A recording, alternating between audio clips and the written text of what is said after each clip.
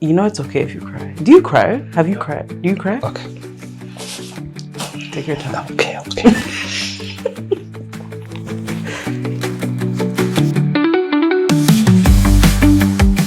Welcome to my new series, 9 to 5 Unfiltered, where we go beyond the job title and into the real, unfiltered stories of people's professions.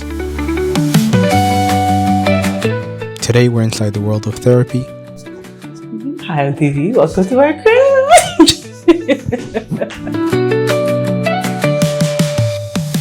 Miriam has been a registered psychotherapist for 2 years. And today, she's sharing what really happens behind closed doors. This is my office space, guys. Okay, go ahead. Show me around. Yeah, it's not a lot, but it's sufficient. This is where we sit. This is where I talk to my clients. Okay. If you're a client, That's where I sit. this is where So you that's sit. my chair today. Yeah. Got that's you. your- Okay, that's my couch.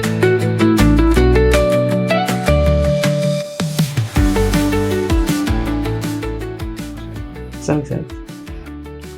No. Can I sit here? Yes, you can. Okay, let's switch. Is this what you expected therapy to be once you graduate? No. Okay. Once you graduated, like, not no. the masters or not when you had your. Do you get 3 trainings and? Like you go through your master's and then you apply for your registration for your license. Okay. And then once you have your license, you can work in the field as like a counselor. Okay. And then, but to have like psychotherapist title, then you have to have your license. And put in your hours. Yeah. How many hours is it? So you have to have, there's like different levels to it. Mm. If you're qualifying, to remove the qualifying piece, you have to get 450 direct client contacts. Okay. And 450 Yeah. hours. Yeah. And then you have to have 100 hours of supervision, and then you have to have your exam completed. Okay. So I have all 3, so I'm not qualifying anymore. Okay. But now to be fully independent practitioner without having to have a supervisor, I have to have 1,000 hours of client contact. 1,000 hours is 8 hours a week. That's probably 6 months. I can't do math, but I'm trying to. That's what I was. Okay. That's what I was supposed to do today. Is like go over my numbers Okay. to see like what I have left, because I'm trying to finish it by the end of the year. I think it's 6 months. Yeah. 1,000 hours, 8 hours a week. But then you're not seeing. Are you seeing someone every single day? No. And you're not seeing them for 8 hours. Obviously, it's gonna 2 hours, 1 hour. Yeah. Okay. I see an hour. My longest sessions go to 90 minutes. This should be included as one of your. So add this Oh hour to it. yeah. Well, you could. This is marketing. I don't know what Yes. you're talking about. Add this 1 hour to it.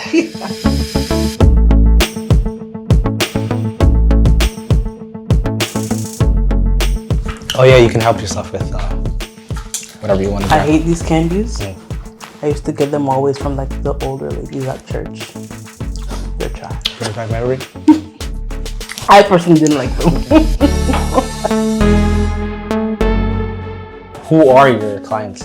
Okay. So I see a lot of like majority. I would say like 80% are Black. Okay. Do you choose? Do you handpick No. whoever you? Okay. No, they come to me. Okay. And I work with the case there that I work with. But the majority are Black. Okay. So a lot of Black women in professional settings, nursing, government, a lot of just women in general as well, just also in government. So mostly women. You see mostly. Yeah, I have a few men. But they're younger. Okay. Younger, like young adults, like in their earlier 20s. Okay. Yeah. Okay. And then I have like youth, like I actually have like kids like 14 to like 18. And then I get some court mandated kids too from a program. So Okay. they come in. That's why I was saying like school is not a safe place for them. Juvenile. Yeah. Okay. Like they're not necessarily juvenile. It's just like they got into trouble somewhere at school. They got into a fight. They stole. Something happened. And then instead of like them having a case, the court is kind of just like, okay, just do some court mandated work. So like the more you space it out, the more the same issue shows up. Like I have clients like they'll come in, they'll be like, oh, like I feel unmotivated. I feel like this. I feel like that. And then like we do like a session or two, and then they ghost, and then they come back, and it's the same thing showing up again. I'm like, no, we have to be consistent with it, or else like You gotta break that bad habit. Yeah, exactly. It's just gonna keep circling back, and you're just gonna be in the same place again and again.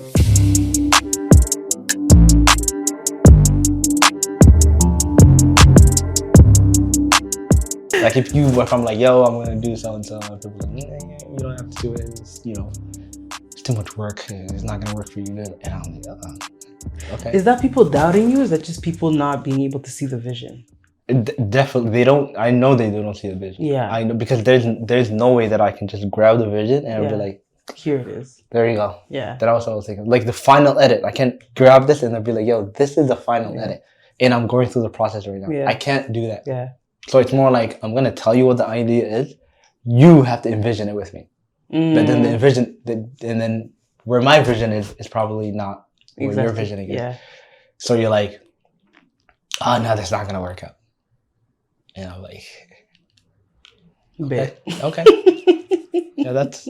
Yeah. But okay. I don't know what that's called, but like, that's me though. And I don't usually share that idea with a lot of people. I guess it fuels you in some ways. It fuels the work that you do. Yes. I guess people find motivation in different areas, in different ways. But all I'm saying is like, if I'm feeling down, probably I didn't accomplish what I wanted to accomplish. Yeah. I'm not going to be like, I'm going to see a therapist about this. Okay. I'm not going to talk to someone about it. I'm going to deal with this. Right. Okay. I get that. Some things like you have to learn how to work through it internally. Yes. But the thing about seeing a therapist is like oftentimes people don't show up just because they're having like an issue with like an example. Like usually people are showing up because like they're not trusting themselves. There is a lot of self-doubt, but it's not because like it stems from childhood. It's like an ongoing pattern that they've been like in. A lot of the people, when they show up for therapy, at least the ones that I see, they show up because there's a lot of like challenges around like managing relationships, either that be at workplace, family, friends. A lot of it is like managing relationships and trying to understand like how to be in the space with certain individuals. Okay. But at the same time, it's like managing themselves and like figuring out like they're noticing the pattern of like not being consistent with themselves, and they want to learn how to be consistent with themselves so that they can show up better for other things. You know what I mean? But then other times it's just like a lot of just self-esteem as well, not seeing the value. Does it happen in more men or women? Like who does that lack of confidence or low self-esteem happen in, more men or women? I think women are more open to talking about it. Men have been like, just fuck it, man. Yeah. But it doesn't mean that like they don't experience it. I think we all do. I think we're just humans do. Yeah. Humans do, it's just I think that's what I think. It's a human thing. It's just a matter of who is more comfortable to speak about it and who is more comfortable to bring themselves to that vulnerable space of exploring it. Yeah. Do you recommend the gym to a lot of people? Yeah. I think I just recommend it for myself too. Yeah. I think like we forget how much our body needs movement. And it's not just going to the gym. Like it's just like moving your body. Yeah. Like giving it the space to like stretch, like figure out what your limbs need. Yeah. Like especially if we're sitting down all the time. Like I wake up after a long day of work, my hip stuck. Locked in. Yeah, literally locked in. So I need to figure out ways to kind of like get myself back into movement so I can like feel lighter afterwards. And it's a good way of like releasing stress. There's good endorphins that show up from it too.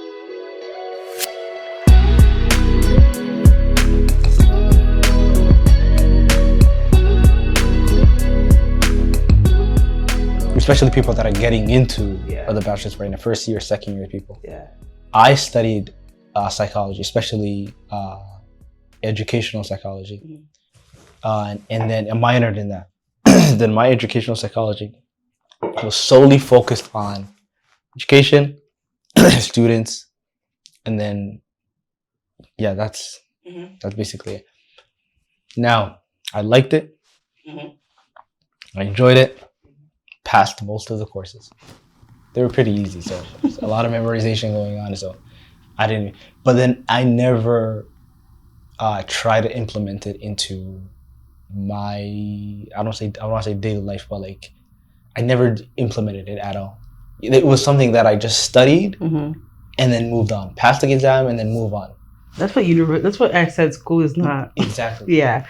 University, bachelor's, like, for me, it was just getting through. Yeah.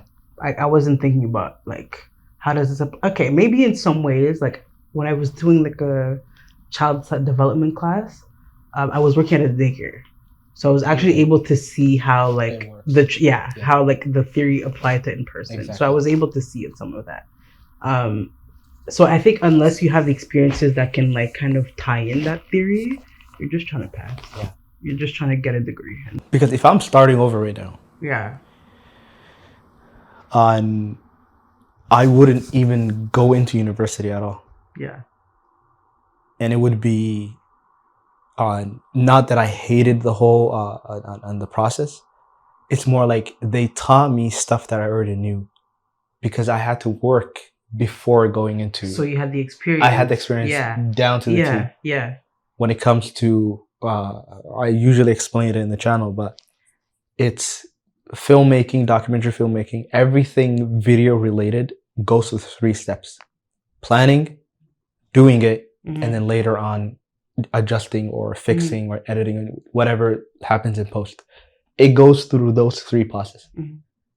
And then if I know those 3 processes, I don't have to go to university in order to learn, because I already implemented it. I already used it. I already seen it, how it works, but then there are different stages to it. But university never teaches you that stages. No, the thing about university, it just gives you theory. It's theory based. So it's a lot of like, so-and-so thought of this method and this is how it might apply to this. Now, you go through your own life experiences and you see how this might apply to your life or whatever it is. But it's very much like book smart, street smart. To be able to be smart, I think you need both in some ways. Like, street smart gives you that like ability to navigate like real life experiences, but sometimes you need like that knowledge just to kind of solidify what it is and to validate what it is that you're going through, so that you're not like, oh, am I going crazy? Am I actually doing the right thing? It's like, oh yeah, there's actually like a method and that like was proven, evidence-based, that like makes sense with what I'm using right now. So that's how you kind of like have to navigate with the 2. Okay. But if it's just theory, I don't know. Yeah, you can't do a lot. You can't do much with it. Like even like the masters, like when I got to the masters, that's when I realized like that's the practical piece of university. So it's like you have to do 4 years, maybe get into a master's program to understand how you can start to apply what you did for 4 years ago, unless you have that like actual like life experience. Yeah. But it's fun. Is it a curious person's job? Does curiosity play along? 100%. You have to know how to ask the right questions. Yeah. You have to be able to listen and hear that thing and be like, ooh, what does that mean? Yeah. And it's like, okay, what does that mean? Or like ask me like, what do you mean by that? Like clarification. You know, you have to like ask for more, and that prompts the person to dig deeper. Because if you don't know how to ask the right question, you're definitely not going to get anything from that person. Yeah. So curiosity plays a lot. Yeah, and like and it plays with the comfort that the person has as well.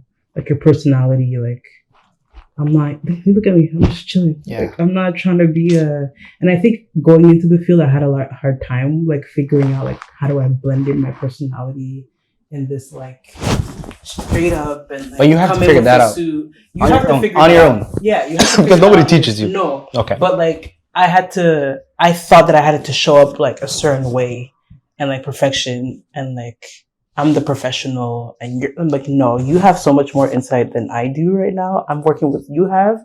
I'm taking what I know and trying to see how it applies to you, and we're working on it together. But I'm not telling you what to do. That's not my point. That's not my job. I don't like when people tell me what to do, so I won't do that job.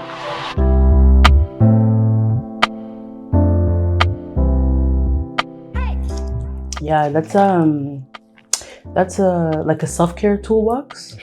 Okay. So the idea is to like, this is tips for anybody actually. So like whenever you're finding yourself being overwhelmed by something, what you can create is like a toolbox. Just have a box, go to the Dollarama, and just put things that you know can help you like soothe when you're feeling anxious or like just going through it. And so there's like a candle in there, so you could light a candle. The idea is to use your senses to help you ground.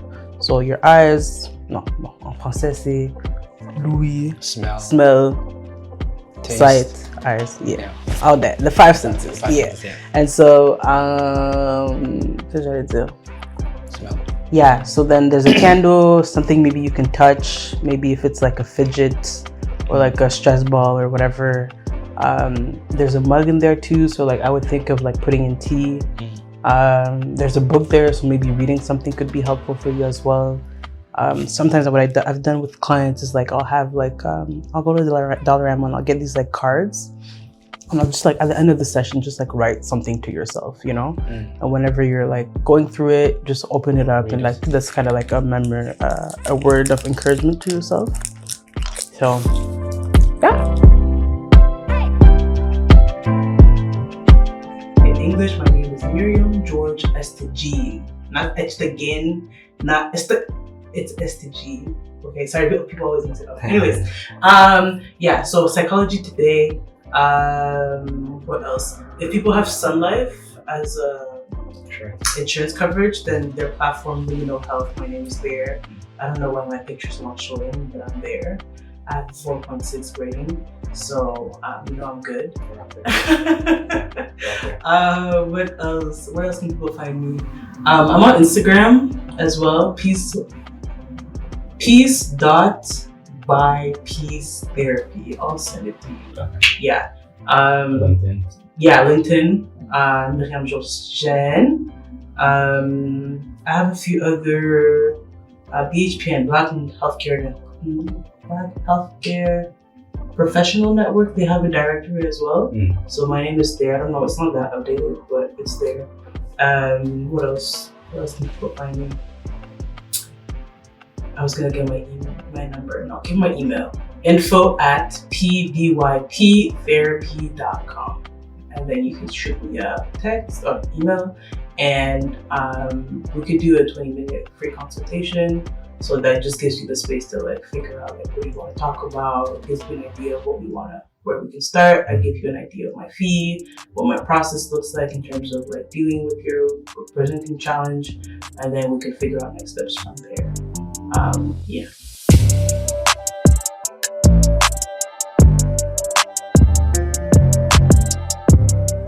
Okay, thank you guys. I'll see you next time. Thank you, Omar, for coming to see my practice. Piece by piece counseling psychotherapy. Okay, bye guys.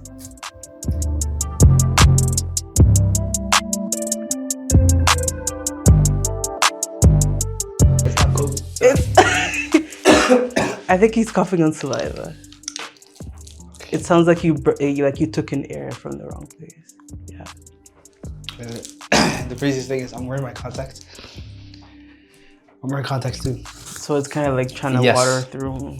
When that happens, one of them is gonna just fall off. Okay.